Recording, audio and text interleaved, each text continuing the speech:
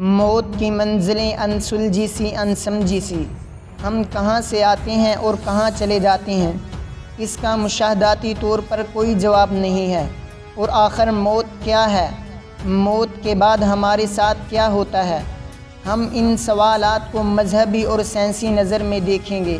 اسلام اس بارے میں کیا نظریہ اور موقف رکھتا ہے؟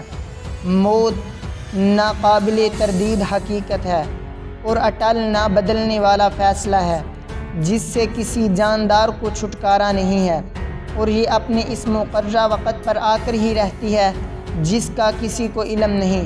یہ وہ قانون الہی ہے جس سے نہ انبیاء، نہ اولیاء اور نہ ہی شاہ و گدا بچ سکے۔ موت کے واقعہ اور طاری ہونے میں کسی جاندار انسان و حیوان کا اختلاف نہیں ہے، سب اس میں متفق ہیں کہ ہر کسی کو موت آ کر ہی رہے گی۔ اب ہم اسلام کی نظر میں دیکھتے ہیں کہ انسان کے ساتھ موت کے بعد کیا ہوتا ہے۔ رب کائنات نے قرآن پاک میں اعلان فرمایا، کل نفس ذائقۃ الموت والیہ ترجعون، ہر جاندار نے موت کا ذائقہ چکھنا ہے اور آخر کار میری ہی طرف تمہارا لوٹنا ہے۔ اسی طرح سورۃ الرحمن میں رب کائنات نے فرمایا، کل من علیہا فان ویبقى وجہ ربک ذو الجلال والاکرام، ہر ایک نے فنا ہونا ہے اور بقا ہے تو صرف میری ذات کے لیے ہی بقا ہے، باقی ہر چیز ختم ہو جائے گی۔ اور ہاں، کیا آپ نے کبھی سوچا ہے جو ایک بار موت سے ملتا ہے پھر وہ کبھی واپس نہیں آتا، کیا اس کو مرنے والے کو وہ زندگی پسند آ جاتی ہے؟ اس لیے کسی نے صحیح کہا ہے، الموت قدح کل نفس شاربہ والقبر باب کل نفس داخلہ، موت ایک ایسا پیالہ ہے جس کو ہر نفس نے پینا ہے، اور قبر ایک ایسا دروازہ اور بلیک ہول ہے جس سے ہر نفس نے گزرنا ہے، داخل ہونا ہے۔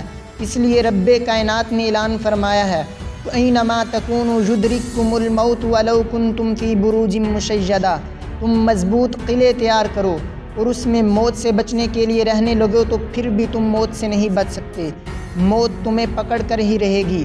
یعنی انسان کسی بھی حالت میں موت کے پنجے سے نہیں بچ سکتا۔ اور ہاں، مذہبی اعتبار سے موت کے واقع ہونے کے بعد فوراً عالم برزخ شروع ہو جاتا ہے اور اس دنیا عالم سے مرا ہوا شخص نکل جاتا ہے۔ اور سورہ کاف میں رب کریم فرماتے ہیں، وَجَاءَتْ سَكْرَةُ الْمَوْتِ بِالْحَقِّ ذَلِكَ مَا كُنْتَ مِنْهُ تَحِيدُ، جب موت کی سختی انسان پر واقع ہوتی ہے تو اس وقت ہر ایک کو، چاہے وہ ملحد ہو یا عقل پرست، اسے فرشتے ثواب و عذاب نظر آنے لگتے ہیں، لوگوں کی اس وقت آنکھیں کھل جاتی ہیں۔ حقیقت تو یہ ہے، عشق نہیں بلکہ موت اندھی ہوتی ہے، جو کسی کے منصب کو نہیں دیکھتی اور نہ ہی کسی کے جوانی کو دیکھتی ہے، اور بے باکی سے اپنے کام کو کر گزرتی ہے اور گھروں میں صف ماتم بچھا دیتی ہے۔ اور موت کی کیفیت کیسی ہوتی ہے؟ آئیے اسے صحابی رسول سے پوچھتے ہیں۔ حضرت شداد بن اوس کہتے ہیں، موت کا لمحہ دنیا آخرت کی تمام ہولناکیوں سے زیادہ ہولناک اور خطرناک اور اذیت ناک ہوتا ہے۔ یہ آروں اور قینچیوں کے کاٹنے اور چیرنے سے زیادہ اذیت ناک ہوتا ہے اور ہنڈیا کے ابلنے سے زیادہ تکلیف دہ ہوتا ہے۔ اگر مردہ زندہ ہو کر لوگوں کو موت کی سختی اور کیفیت سے آگاہ کر دے تو لوگوں کا آرام اور نیند ختم ہو جائے۔ قبر آخرت کی منزلوں میں سے پہلی منزل اور سیڑھی ہے۔ قبر کا لفظ سنتے ہی انسان میں عجیب سا خوف اور لرزہ طاری ہو جاتا ہے۔ شاعر اسی لیے کہتا ہے، اے غافل تجھے گھڑیال یہ دیتا ہے منادی، گردوں نے گڑی عمر کی ایک اور گھٹا دی۔ فرشتہ ایک سیکنڈ میں غافل اور عالم کو شیشوں کے محل سے نکال کر 2 گز زمین کے ٹکڑے میں دبا دیتا ہے۔ اور دین اسلام کے اعتبار سے قبر میں ہر انسان سے 3 سوالات کیے جاتے ہیں، چاہے وہ مسلمان ہو یا غیر مسلم۔ پہلا سوال، تیرا رب کون ہے؟ من ربو کا، تیرا دین کیا ہے، تیرا مذہب کیا ہے؟ اور تیسرے نمبر پر یہ سوال کیا جاتا ہے کہ من نبیو کا، تیرا نبی کون ہے؟ اور اگر ان سوالات کے جواب صحیح دیے تو جنت کا فیصلہ سنا دیا جاتا ہے، اور اگر جوابات غلط دیے تو جہنم کا حکم صادر کر دیا جاتا ہے۔ اور ان سوالات کے جواب صرف اور صرف قرآن پڑھنے والا اور احادیث کو جاننے والا اور مومن ثقہ مسلمان ہی دے سکتا ہے۔ اب ہم یہ جانتے ہیں کہ سائنس کے مطابق مرنے کے بعد انسان کے ساتھ کیا ہوتا ہے۔ سائنس کے نظریہ کے مطابق مرنے کے بعد انسان ہڈیوں کا ڈھانچہ بن جاتا ہے اور انسان کے ساتھ مرنے کے بعد کچھ نہیں ہوتا، یعنی برزخی زندگی کا کوئی وجود نہیں ہے۔ یہی دنیا کی زندگی ہی صرف زندگی ہے، اس زندگی کے بعد کوئی زندگی نہیں ہے۔ یہی نظریہ ملحدین اور آج کے عقل پرست لوگوں کا ہے۔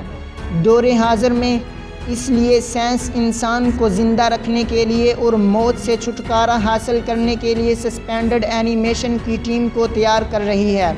اسے سائنس کا ایک عظیم گروہ جسے کرائیوجینک انسٹی ٹیوٹ کہا جاتا ہے، یہ موت کے چند گھنٹوں پہلے ہاسپٹل میں پہنچ جاتی ہے اور یہ موت پر قابض ہونے کے لیے اور موت سے چھٹکارا حاصل کرنے کے لیے یہ گروہ ریسرچ کرتا ہے اور موت کے چند گھنٹوں پہلے ہاسپٹل میں پہنچ جاتی ہے اور یہ اس گروہ کو یہ خبر دی جاتی ہے کہ مریض کسی بھی وقت مر سکتا ہے۔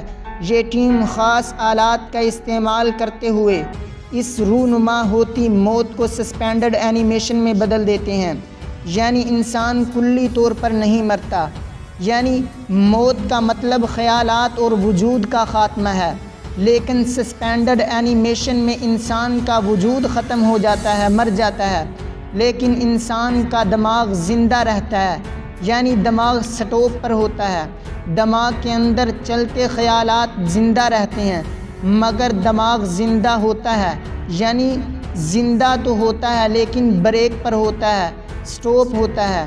اور اس لاش کو جسے کرائیوجینک انسٹی ٹیوٹ کی ٹیم نے سسپینڈڈ اینیمیشن میں بدلا ہوتا ہے، اس لاش کو یخ ٹھنڈے کنٹینر میں بند کر دیا جاتا ہے۔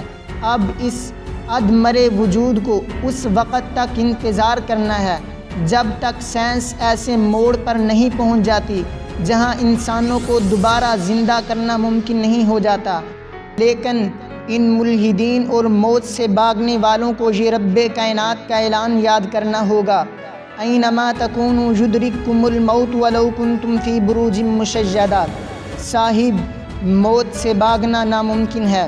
جو رب کریم تمہیں پہلی مرتبہ وجود دینے پر قادر ہے، وہ رب کائنات دوسری مرتبہ بھی پیدا کرنے پر قدرت رکھنے والا ہے، یعنی وہ تمہیں دوبارہ مٹی اور ہڈیوں کو جوڑ کر تیار کرنے پر قادر ہے۔ اس لیے دوستو، ہمیں چاہیے کہ ہم رب کائنات پر، پروردگار پر اور قرآن و حدیث پر اور رسول اللہ صلی اللہ علیہ وسلم پر اور آخرت پر ایمان لے کر آئیں۔ السلام علیکم۔